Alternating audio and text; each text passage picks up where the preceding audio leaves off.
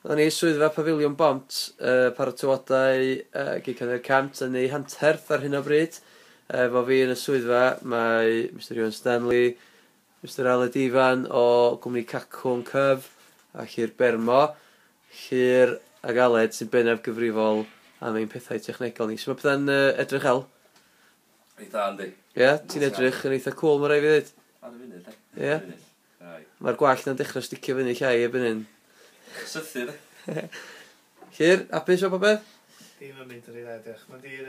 Gwallu, dwi'n blannu. Ti isio deud beth ti'n neud ar yr eiliad yma, chi? Yn yr eiliad yma, dwi jyst yn trio gweld sawl un o'r bandiau sydd wedi anfon ni tech specs mewn mwyn i cael ei nodyn o fan hyn, mwyn i'r bobl sain bod yn barod. Be di pwysigrwydd tech specs? Caramel bwysig. Ti'n gwneud yr link like bob band yn I ddigwyddiad fel hyn, mae'n bwysig iawn sgrif, ond da ni bron me.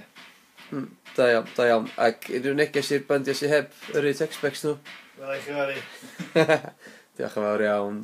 Over and out am y tro gyfeillion.